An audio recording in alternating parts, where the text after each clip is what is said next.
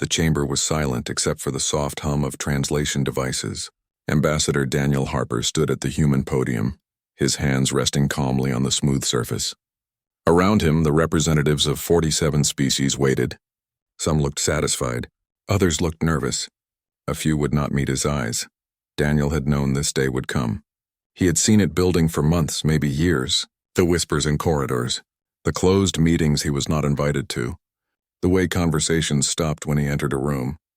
It did not matter that humans had fought beside these species. It did not matter that human ships patrolled their borders while they slept safely. None of that mattered anymore. High Arbiter Zelnara raised one of her forearms. The insectoid leader of the council had always been fair, or so Daniel had thought. Now he was not so sure. Her voice came through the translator, calm and official. The vote is complete. The motion passes with 39 votes in favor, 7 against, and 1 abstention. Humanity will be restricted from military operations in council space. Human vessels will be limited to designated trade corridors. Human colonies in contested zones must be evacuated within 6 standard months. Councillor Vexthor, the reptilian who had pushed hardest for these restrictions, leaned back in his seat with visible satisfaction. His scales gleamed under the chamber lights. He had spent 2 years convincing the council that humans were too dangerous, too unpredictable, too much like the violent species from the old wars. The Death Worlders, he called them. Born on a planet that tried to kill everything that lived there. Daniel took a slow breath. Behind him, Captain Lisa Morgan stood at attention. She was his security detail, but also his friend. He could feel her anger like heat from a fire. She had fought in the border wars. She had saved council ships when their own fleets could not arrive in time. Now the council was telling her she was the problem. Ambassador Harper, Zelnara said, "Do you wish to make a statement?" Daniel nodded once. He looked around the chamber slowly, meeting as many eyes as he could. Some looked away. Good, they should. Members of the Galactic Council, he began. His voice was quiet but clear. Humanity has been proud to serve alongside you for 23 years. We have fought together. We have built together. We have lost people together. Our soldiers died defending worlds that were not our own. Our merchants created trade routes that connected your economies. Our engineers helped build stations that orbit your planets. He paused. The chamber remained silent, but we understand your decision. We respect the sovereignty of this council. If you believe that humanity's presence is harmful, then we will remove that presence. Completely. Vexthor's smile faded slightly. That was not the response he had expected. He had expected anger, threats.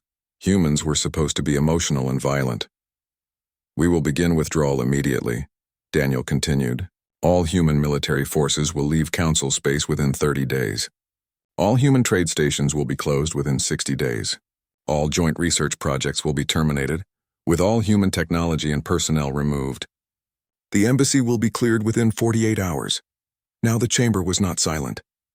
Voices rose in multiple languages. Several councillors looked shocked. A few looked pleased. The aquatic representative, Trade Minister Plexoon, looked worried. His species depended heavily on human shipping networks. Zelnara raised her arms for silence. Ambassador Harper, the council did not vote for complete withdrawal. Only restrictions. Daniel smiled, but it was a sad smile. With respect, High Arbiter, we understand what this vote means. You do not trust us. You fear us. We cannot operate effectively under these restrictions, and we will not stay where we are not wanted. Humanity will withdraw with grace and professionalism. We will not be a problem for you anymore. He picked up his data pad and the folder containing his credentials. Lisa stepped forward, her hand near her weapon, not from threat but from habit. Together they walked toward the exit. Harper, Vexthor called out. You cannot simply leave. There are treaties, agreements. Daniel stopped and turned back. All treaties will be honored until their natural expiration. We are not breaking our word. We are simply choosing not to renew when the time comes. Good luck, Counselor. I hope you find the galaxy as peaceful as you expect it to be. They left the chamber. The door closed behind them with a soft sound. Outside, the human delegation was waiting. Engineers, military officers, trade representatives, cultural attachés. 53 people who had made the council station their home. They looked at Daniel with questions in their eyes. Start packing, he said simply. We leave in 48 hours. Everything comes with us. Every computer, every tool, every piece of equipment. We leave nothing behind except what was here before we arrived. General Marcus Webb stepped forward. He was the military coordinator for the entire sector. Sir, we have forces in 47 different zones.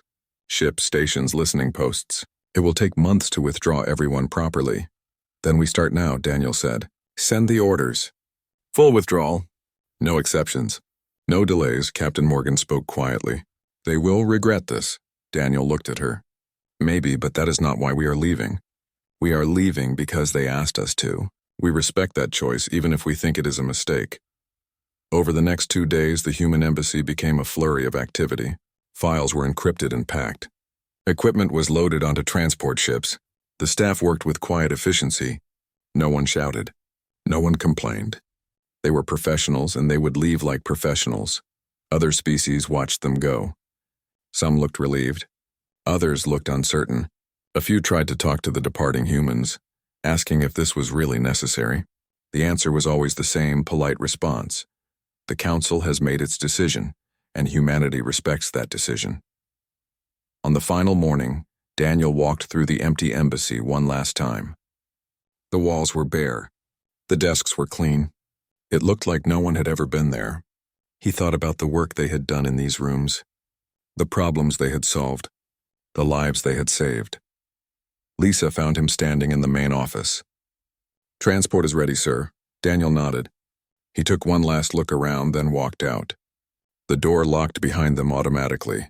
As their ship pulled away from the Council station, Daniel looked back at the massive structure. Ships from dozens of species moved around it like fish in a reef. It had seemed so permanent, so important. Now it just looked fragile. Where to, Ambassador? The pilot asked. Earth, Daniel said. We are going home. Behind them, the Galactic Council continued its business. They had removed the dangerous humans. They had made themselves safe. They believed they had solved a problem. They had no idea what they had actually done. The first week was quiet, almost peaceful. Councillor Vexthor walked through the Council station with his head held high. He had done it. He had removed the Death Worlder threat from Council space. Other councillors congratulated him. Some species sent official thanks to his office. He was being called a visionary, a protector of peace. The second week was when the reports started coming in. General Marcus Webb stood on the bridge of the carrier Defiant, watching the tactical display. Around him, 47 different zones showed human forces preparing to withdraw. It was a massive operation. Ships that had patrolled these borders for years were now pulling back. Stations that had served as command centers were being evacuated. Listening posts that had warned of pirate activity were going dark. Status on Sector 7? Marcus asked. Last patrol ship departing now, sir, his operations officer replied. The Falcon is en route to Earth, all personnel accounted for. Marcus nodded. Sector 7 had been a hot zone for 5 years. Human ships had stopped 3 major pirate incursions there. The local species had never developed their own patrol capacity. They had not needed to. Humans had always been there, now no one was there. What about the Council forces? Marcus asked. Have they moved in to take over? Negative, sir. No Council ships in the sector. According to our intelligence, they are still organizing a response fleet. Marcus said nothing. He knew how long it took to organize a joint Council fleet. Different species, different ship designs, different command structures. It had taken the Council 8 months to respond to the last major crisis. 8 months. Human forces could deploy in 8 days. But that was not his problem anymore. Continue withdrawal, he said. All ships pull back to Earth space. No exceptions. At the same time, Engineer Kate Sullivan was closing down the research facility on Station Kepler. The facility had been a joint project between humans and 6 other species. They had been working on faster communication systems, better shields, more efficient engines, the kind of technology that helped everyone. Kate watched as her team packed up the last of the equipment. Computers, tools, prototypes. Everything was being loaded onto transport containers. The other species scientists watched with confused expressions. Kate, said Zintar, a mantis-like researcher she had worked with for 4 years. Is this truly necessary? Can we not continue the work? Kate looked at her friend. They had made real breakthroughs together. The Council made its choice, Zintar. We are respecting that choice. But the Council only wanted restrictions, not complete withdrawal. Kate smiled sadly. Without trust, there is no partnership. The restrictions showed us that the Council does not trust humanity. We understand, but we cannot work effectively under those conditions. It is better for everyone if we leave. What will happen to the projects? You can continue them if you want. But the human technology comes with us. The designs, the prototypes, the research data, that is ours. What you developed, you keep. What we developed together stays with you. What we developed alone comes with us. Zintar's antenna drooped. It will take years to rebuild this program. Maybe, Kate said gently. But you are smart people. You will figure it out. You did science before humans arrived. You can do it after we leave. She did not say what they both knew. Humans had not just contributed to the projects. They had driven them. Human engineers worked differently, faster, more creatively. They saw problems from angles other species missed. It came from living on a death world. When your planet tried to kill you every day, you learned to think fast and solve problems quickly. By the end of the second week, the economic reports reached Trade Minister Plexun. He read them in his water-filled office, his gills fluttering with stress. Human merchants were closing their trade stations. Not some of them. All of them. Over 200 stations across Council space. The humans were not being difficult about it. They were selling their inventory at fair prices. They were paying off their local employees with generous severance. They were transferring leases back to the stations cleanly. Everything was professional and orderly, but the effect was devastating. Human traders had connected distant parts of Council space. They had created routes that other merchants thought were too risky or too expensive. They had built a network that made everything flow smoothly. Now that network was disappearing. Plexun sent an urgent message to Earth requesting a meeting with human trade officials. The response came back within a day. Polite, professional, and absolutely clear. We appreciate your concern, Trade Minister. However, humanity has decided to focus on our own internal markets. We respect the Council's decision and will not interfere with Council space or Council trade. We wish you success in your future endeavors. It was the politeness that bothered Plexun the most. There was no anger, no bitterness, just a simple statement that humans were done and moving on. Like the Council was not even important enough to argue with. The third week brought the first attacks. A pirate fleet hit a mining colony in Sector 12. It was a small raid, only 3 ships. In the past, human patrol vessels would have responded within hours. They were always nearby, always watching. Now there were no patrol vessels. The colony sent a distress call to the Council Defense Fleet. The Council promised to send help immediately. Help arrived 72 hours later. By then, the pirates were long gone. They had taken supplies, damaged equipment, and killed 8 colonists who tried to resist.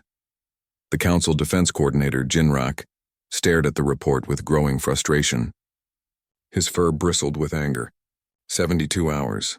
It should not take 72 hours to respond to a distress call in Council space, but coordinating Council forces was complicated.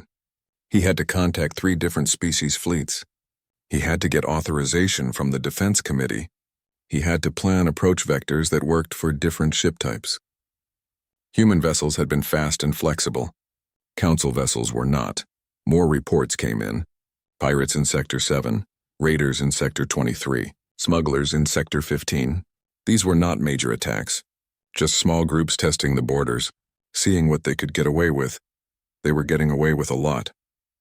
By the 4th week, Councillor Vexthor was receiving angry messages from multiple species. Why were the borders not secure? Why were trade routes experiencing delays? Why was everything taking longer and costing more? He sent back reassurances. The Council was adapting. Systems were being put in place.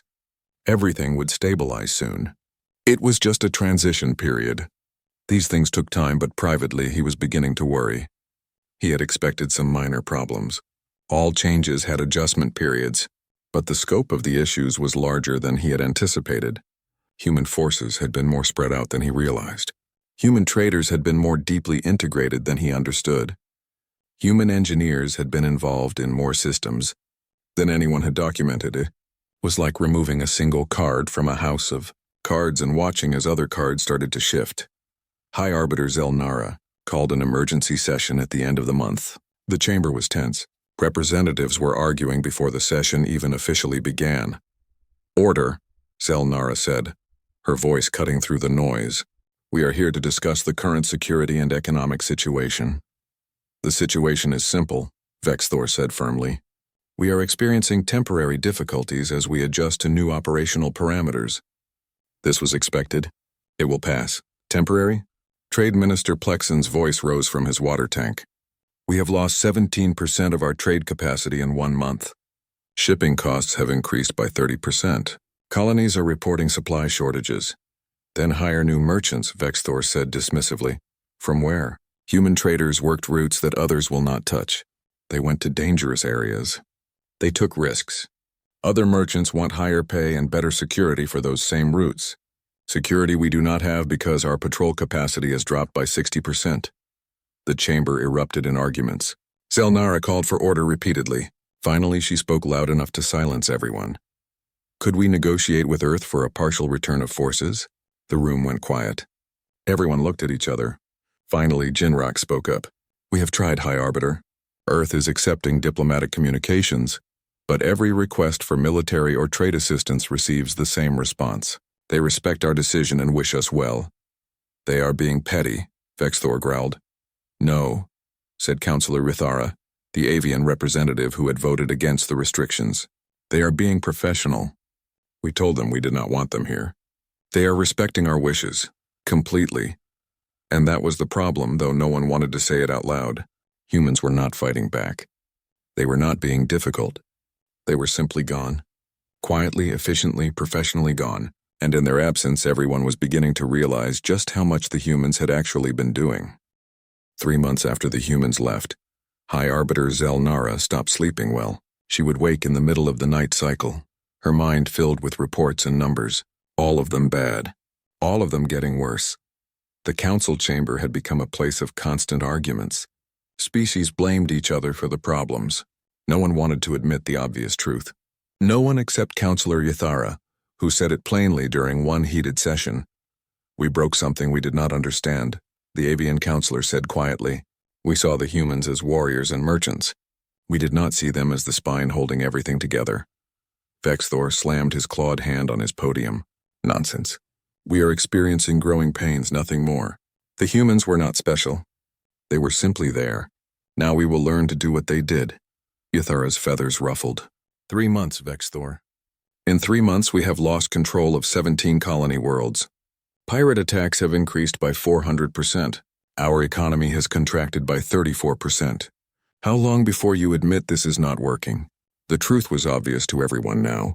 The pirate clans had realized that human forces were gone. At first, they had been cautious, testing the borders with small raids. When no human ships appeared, they grew bolder. When council forces took days to respond instead of hours, the pirates grew even bolder. Now they were coordinating. Small clans were joining into larger groups. Some were even forming fleets. Defense Coordinator Jinrak presented his weekly report with visible exhaustion. His fur was matted and he had lost weight. The situation continues to deteriorate. We now have 3 major pirate fleets operating in former human patrol zones. Each fleet has between 15 and 30 ships. They are hitting supply convoys, raiding colonies, and avoiding our response forces with ease. Why can we not catch them? Vexthor demanded. Because they are fast and we are slow, Jinrak said bluntly.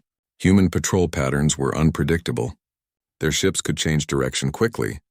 Their commanders made decisions instantly. Our forces require authorization from the Defense Committee for major operations. By the time we approve a response plan, the pirates have moved to a different sector. Then change the authorization process. We have tried. 3 times. Each attempt gets blocked by one species or another who fears giving too much power to a central command. The humans did not have this problem because they operated independently. We trusted them to make decisions. We do not trust each other the same way. That was the core of it, Zelnara thought. The council species had trusted humans to do dangerous work while they stayed safe. Now they were discovering that safety came with a price they had not wanted to pay. Trade Minister Plexen delivered even worse news. Food shipments to the manufacturing worlds are down by 40%. Medical supplies to the outer colonies have been cut by half. Several worlds are reporting shortages of basic goods. We cannot maintain the same distribution network the humans built. Why not? Vexthor asked. Hire more merchants. We have hired more merchants, Plexen said, his gills fluttering rapidly in frustration. But they will not take the risks humans took. They demand military escorts. They want danger pay. They refuse routes that humans ran regularly. And even with all that, they are slower and less efficient. Human logistics were built on speed and precision. They use predictive algorithms we do not have. They took calculated risks we cannot match. Counselor Yethera spread her wings slightly. I will say again what I said at the beginning. We did not understand what we had. Humans were not just providing services. They were providing competence. On Earth, Captain Troy Bennett sat in a comfortable chair at the Human Trade Authority office.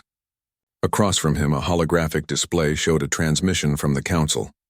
It was the 14th request he had received this week. All of them said basically the same thing. Captain Bennett, this is Trade Minister Plexen of the Galactic Council. We understand you previously operated merchant routes in Council space. We would like to offer you a very generous contract to resume those routes. Please contact us at your earliest convenience. Troy deleted the message without responding. Beside him, his business partner laughed. Another one? Another one, Troy confirmed. They are getting desperate. Are you tempted? Troy shook his head. Not even a little. I spent 8 years building those routes. 8 years dealing with Council bureaucracy, Council regulations, Council committees. I made them rich and they thanked me by telling me I was too dangerous to be trusted. Now I run routes between human colonies and independent stations. Less profit maybe, but also less stress. And a lot more respect. They are offering triple the normal rate. They could offer 10 times the rate. The answer is still no. When someone shows you they do not value you, believe them. This attitude was common among human merchants. The Council had sent out hundreds of contract offers. Almost all were rejected. The few humans who did respond sent back the same polite message. We respect the Council's decision and wish them well in their future endeavors. It was becoming a standard phrase. Polite, professional, completely final. Admiral Frank. Carter monitored the situation from Earth Defense Command. His screens showed Council space in real time. Red markers indicated pirate activity. Yellow markers showed colonies in distress. Blue markers showed Council military forces, always arriving too late or in too few numbers. His staff watched the same screens with grim satisfaction. They had warned the Council this would happen. They had explained how human forces provided more than just firepower. They provided speed, coordination, and initiative. The Council had not listened. Should we offer assistance, sir? His intelligence officer asked. Have they asked for it? Not officially. Several individual species have sent requests through back channels. All have been told that official requests must come through the Council. And the Council? The Council has sent requests to resume trade and security partnerships. All requests have been forwarded to the Diplomatic Corps. Frank nodded. And what does the Diplomatic Corps say? Ambassador Grant responds to every request the same way. We respect the Council's decision. We will not interfere with Council affairs. We wish them success. Frank allowed himself a small smile. Ambassador Grant is good at her job. Sir, Colony World Epsilon is reporting that pirates have taken control of their orbital station. They are requesting emergency assistance. They have sent the request to us directly, bypassing the Council. Frank pulled up the display. Epsilon was a mining world, mostly populated by a species called the Vren. Good people. He had visited once. They had always been friendly to humans. Forward the request to the Council with a note that we received it. Then send a response to Epsilon. Tell them we sympathize with their situation, but we cannot provide military assistance in Council space. We respect the Council's sovereignty and their decision regarding human forces. The intelligence officer hesitated. Sir, people are dying. I know, Frank said quietly. And that is tragic. But we cannot save people who do not want to be saved. The Council made their choice. They are a sovereign government. If we intervene without permission, we become invaders. That makes us exactly what Vexthor said we were. So we do nothing. We do what we have been doing. We monitor. We document, we wait. And when they are ready to ask properly, we will be ready to discuss terms. Back at the Council station, Ambassador Sophia Grant read through her messages. Hundreds of them. Personal pleas from colony governors, merchant guilds, defense coordinators, even individual citizens. All asking for human help. All desperate. She responded to each one personally with the same message. Different words, but the same meaning. We understand your situation.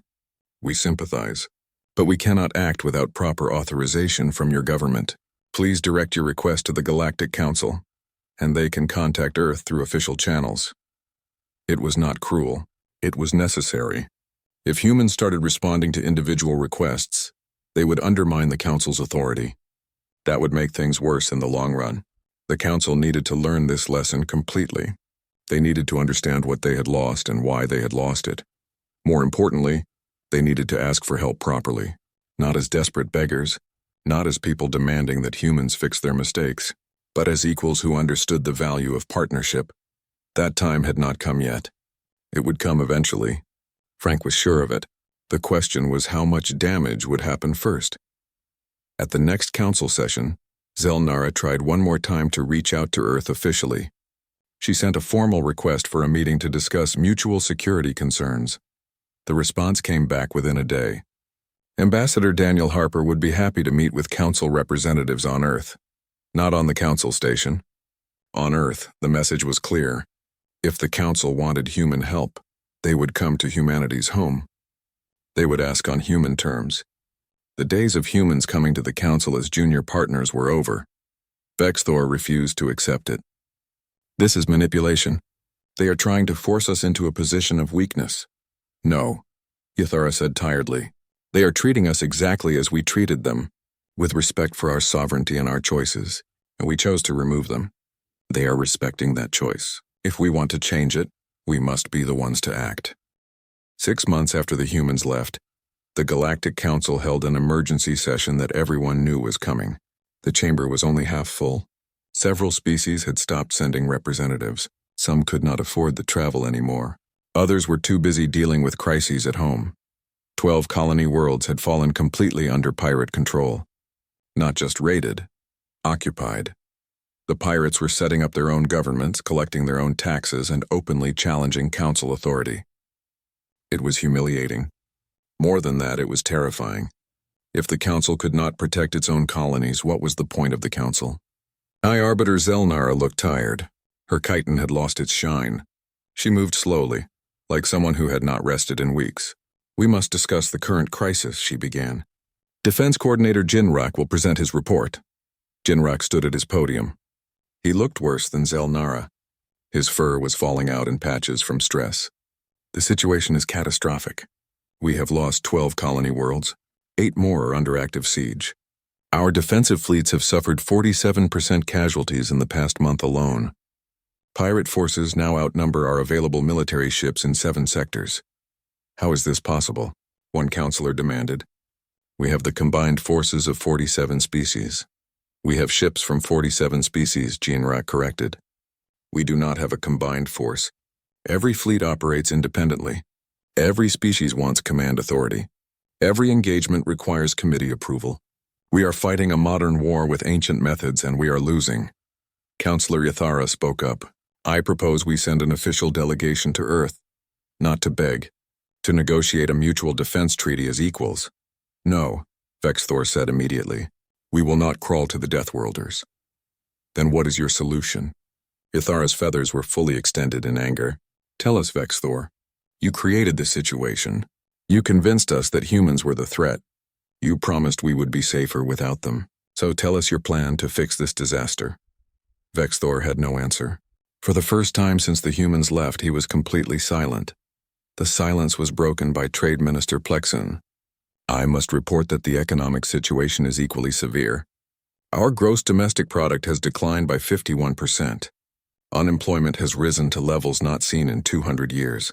Food shortages are affecting 33 worlds. Medical supply chains have completely collapsed in the outer territories. We are facing economic depression across all council space. Surely we can rebuild the trade network, someone said weakly. With what? Plexen asked. We have tried hiring new merchants. Most refuse to work in council space at any price. The few who accept demand rates so high that shipping costs more than the goods themselves. We have tried creating our own shipping lines. They are inefficient and slow. A route that humans ran in 3 days now takes us 12 days. The humans were not just moving goods. They were the entire system. On Earth, Ambassador Sophia Grant worked from a small office that overlooked a garden. She found the natural setting calming, which she needed. Her job had become increasingly difficult as the council's situation deteriorated. She received 643 messages that day. All of them were requests for help. Some were official, sent through proper diplomatic channels. Most were not.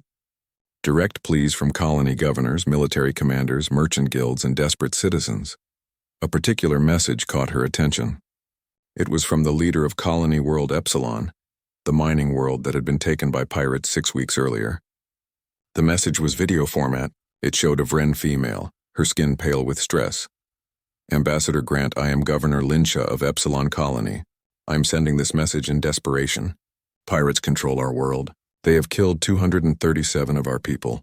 They are forcing the rest to work in the mines under terrible conditions. We have sent 17 requests to the Council for rescue. They tell us a relief fleet is being organized. It has been 6 weeks, please. We know humans can help. We know you have the ability. We are begging you. Please help us. Sophia watched the message 3 times. Then she composed her response carefully. Governor Linsha, I have received your message and I am deeply sorry for your situation. Earth sympathizes with your suffering. However, we cannot provide military intervention in Council space without proper authorization. The Galactic Council is the recognized government of your territory. All requests for assistance must come through them. I strongly encourage you to continue pressing the Council for action. I wish I could do more. She sent the message and felt sick. This was the right thing to do politically. It was the professional thing to do. But it felt wrong on a human level. Her species had evolved to help those in need, to protect the weak, to fight for justice. Sitting here while people suffered went against everything in her nature. But Admiral Frank Carter had explained it clearly. If we intervene every time someone asks, we become the Council whether we want to or not. We become responsible for their choices and their failures. We cannot save people who keep making the same mistakes. They need to learn. Even if the lesson is painful. Sophia understood the logic. She agreed with it. That did not make it easier. She received another message an hour later. This one was from a Council military commander named Voren. He was trapped with his fleet in Sector 19, surrounded by pirate forces. His message was brief and direct. Ambassador Grant, my fleet is outnumbered 3-1. We have taken heavy damage. Council Command cannot send reinforcements for 8 more days. We will all be dead in 2 days. I know Earth monitors this sector. I know you can see us. I am not asking for direct intervention. But if any human merchant ships happen to be passing through, and if they happen to have their transponders off, and if they happen to be heavily armed, I would not report such a coincidence, please. 3,000 lives. Sophia stared at that message for a long time. Voren was offering her an out, a way to help without making it official. Human merchants with military-grade weapons just happening to be nearby. It would work. No one would question it too hard. The Council would pretend not to notice, and Earth could claim ignorance. But it was exactly the kind of thing that would make the situation worse. It would let the Council avoid making hard choices. It would let them keep pretending everything was fine while humans did the real work in the shadows. She sent back a simple message. I'm sorry. I cannot help you. Please direct all requests to the Council Command. Voren's fleet was destroyed 3 days later. All hands lost. Sophia did not sleep that night. Or the next. Or the one after that. Back at the Council station, Vexthor's position was collapsing.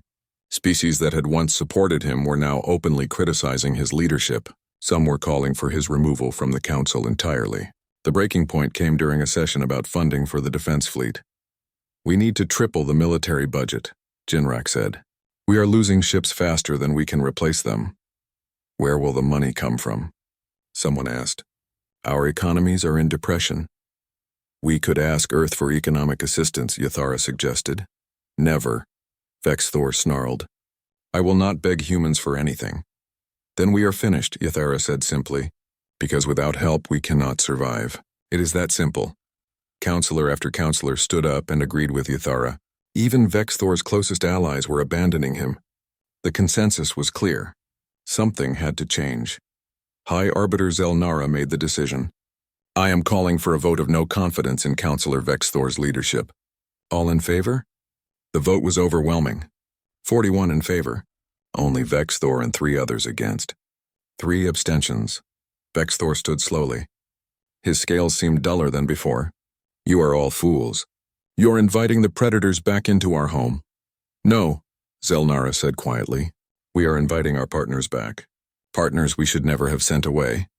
Vexthor left the chamber in silence. His political career was over. More importantly, his entire philosophy had been proven wrong. The humans had not been the danger. Fear had been the danger. Pride had been the danger. Thinking they could do everything themselves had been the danger. After he left, Zelnara addressed the remaining counselors. I will personally lead a delegation to Earth. We will request humanitarian assistance and discuss the possibility of renewed partnership.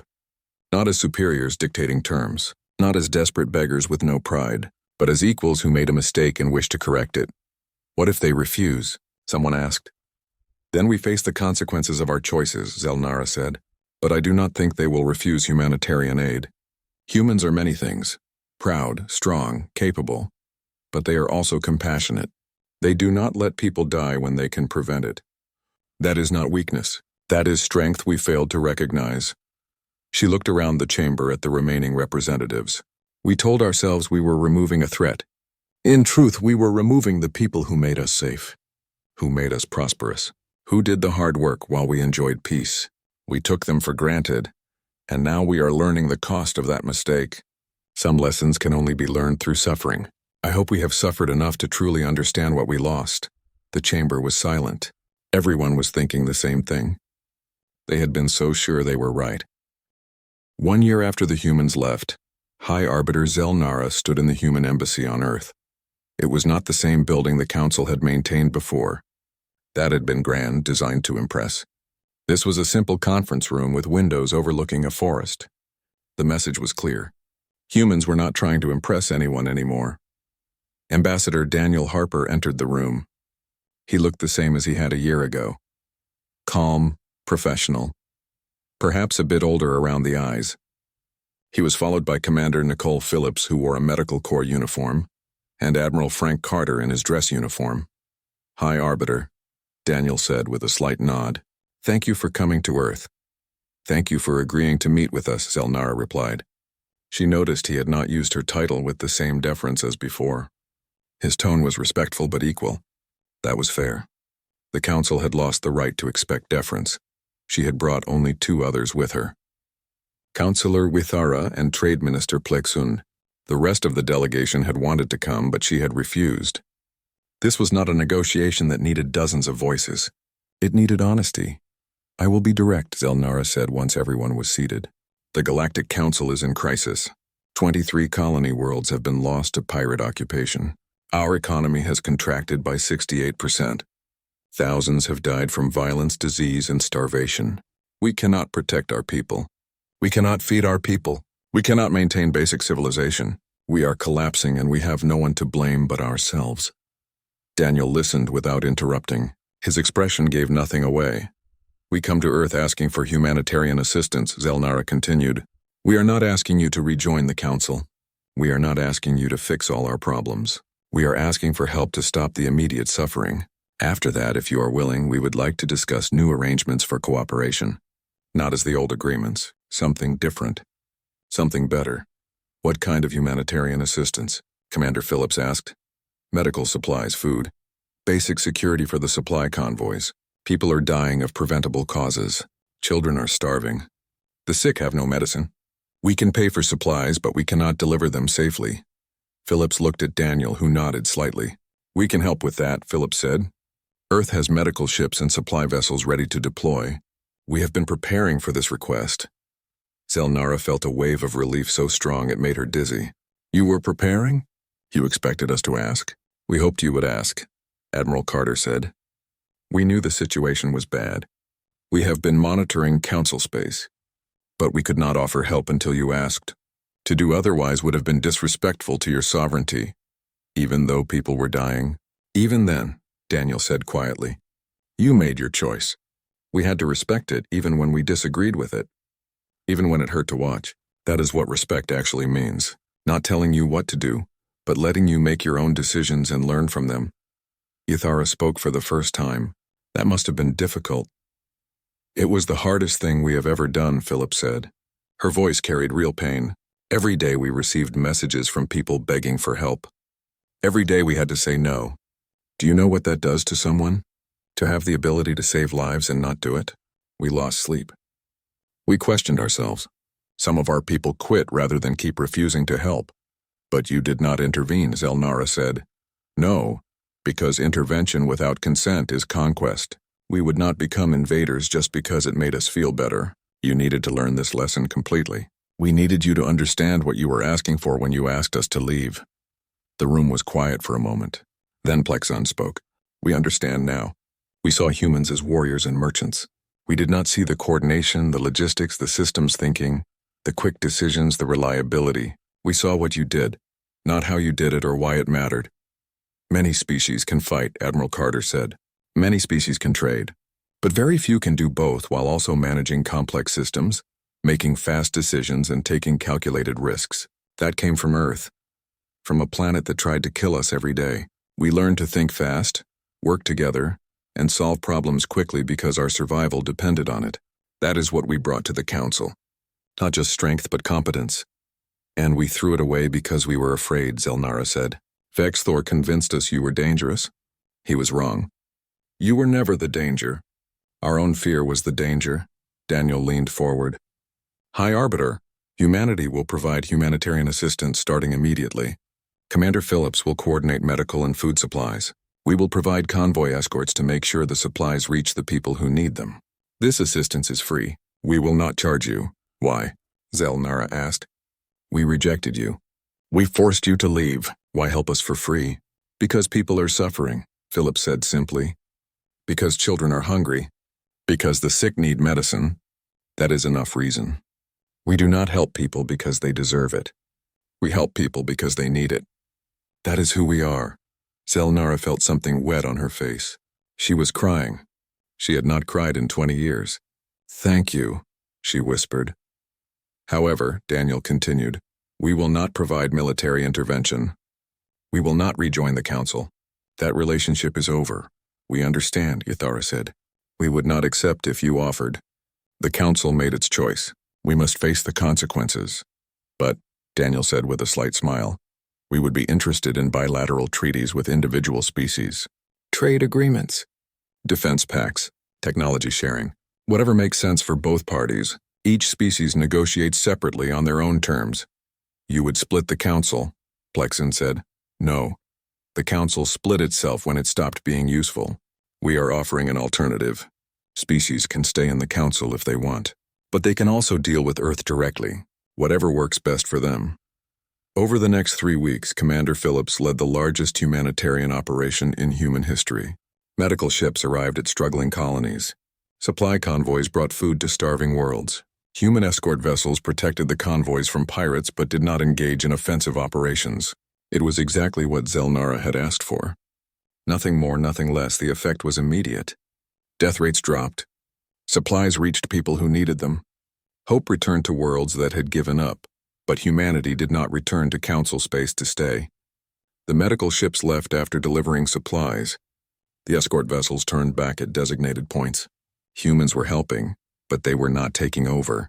The difference was important. At the same time, individual species began reaching out to Earth for bilateral treaties. The first was Yathara's people, who signed a mutual defense and trade agreement. Then Plexon's species signed a trade treaty. Within 6 months, 31 of the Council's 47 member species had individual agreements with Earth. The Council still existed, but it was changed. Smaller, less powerful, more realistic about its limitations. Species stayed in the Council for coordination and shared projects, but they no longer depended on it for everything. They had learned the danger of putting all their trust in one institution. Ambassador Daniel Harper returned to the Council station 1 year after he had left. But he came as a visitor, not a member. He met with Zelnara in a small office, not the Grand Chamber. How is the situation? He asked. Better? Not good, but better. We have reclaimed 8 of the lost colony worlds. Pirates are being pushed back slowly. The economy is recovering.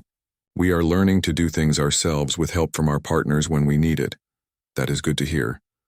Daniel, I want to apologize. Personally, for what we did, for not seeing your value, for letting fear guide our decisions. Daniel smiled. Apology accepted. But you did not need to apologize. You made a choice based on what you believed was right. You were wrong, but your intentions were not evil. You learned from the mistake. That is what matters. Did you know this would happen? When you left, did you know we would collapse? We suspected, but we hoped you would figure it out before it got too bad. Some lessons can only be learned by experience. You could have warned us more clearly. Would you have listened? Daniel asked gently. Zelnara thought about it. No, probably not. We thought we knew better. Exactly, so we left quietly. We let you experience the consequences. We waited until you were ready to hear the truth. Now you have heard it and we can move forward together as actual partners. Is that what we are now? Partners? Individual species are partners with Earth, yes. The Council is a friendly neighbor. That works better for everyone. Zelnara looked out the window at the stars. What happened to Vexthor? I heard he retired to a colony world. Lives quietly. Does not speak to the press. He was wrong about humans. Wrong about everything. He was scared, Daniel said. Fear makes people do foolish things. We understand that. We have done foolish things out of fear too. That is why we do not hold grudges. Everyone makes mistakes. What matters is learning from them. They sat in comfortable silence for a while. Finally, Zelnara spoke again. What did humanity learn from this? Daniel considered the question.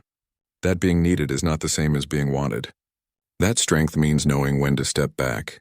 That respect means letting others make their own choices, even bad ones.